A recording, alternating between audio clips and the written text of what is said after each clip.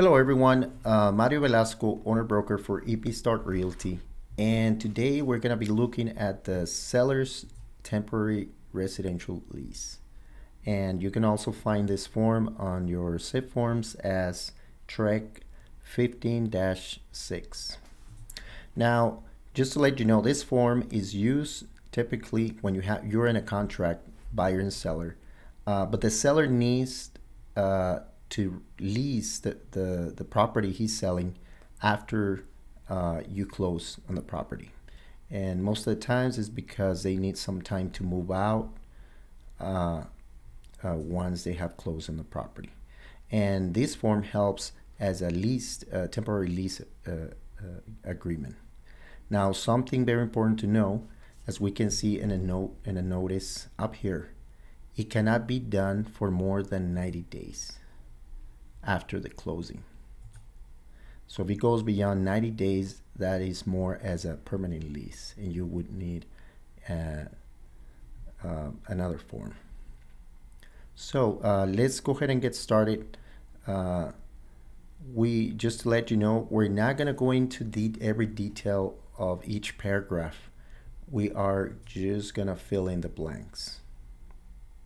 You can, in your own time, you can review every detail on each paragraph, and so you can present these to your seller.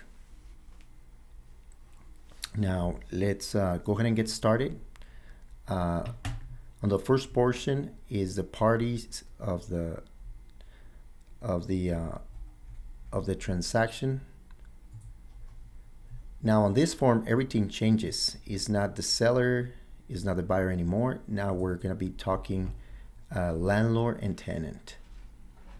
So on the first line, we're going to fill in the landlord. In this case, it's going to be the buyer because it's going to be the new owner.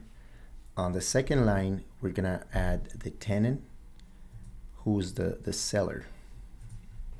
It's going to be leasing the house.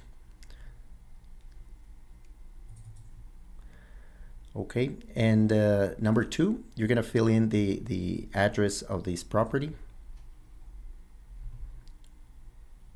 Number three, we're going to we're going to fill in the term. How long, when is this lease going to terminate?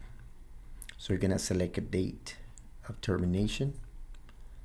Number four, we're going to write down the rental amount per day.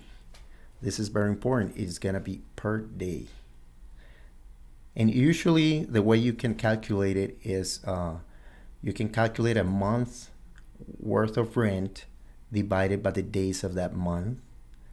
And that's how you would consider a rent per day. Okay. Down on number five, if there is going to be a deposit, this is where you're going to write it down.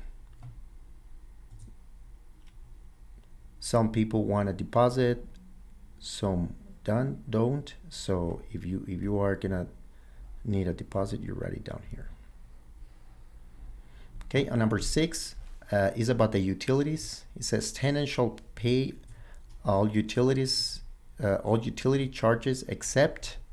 So if there is any utilities that are going to be paid by the buyer, who's a new owner, you're going to write them down here. Okay, moving on to number eight. If there is any pets that are not supposed to be in that house, you're going to list them here.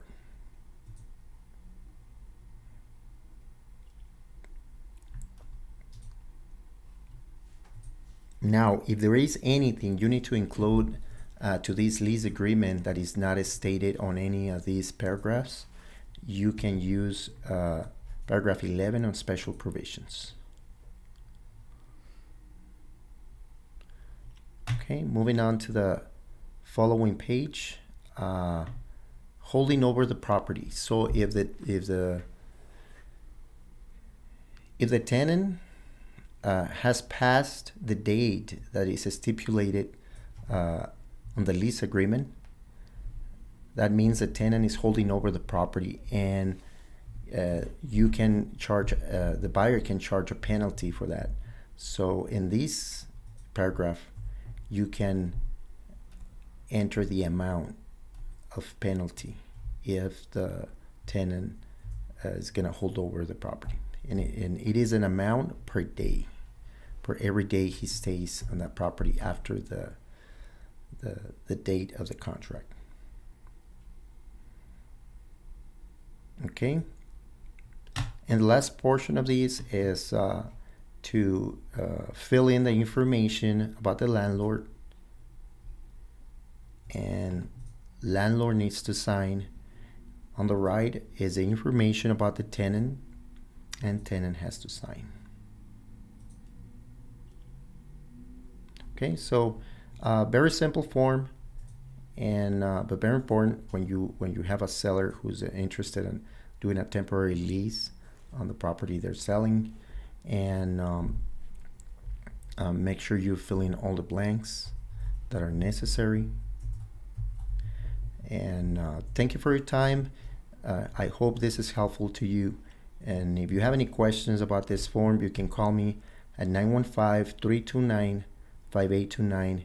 If you're an agent from another brokerage, you can contact your broker for any questions. So again, thank you for your time, and see you in another video.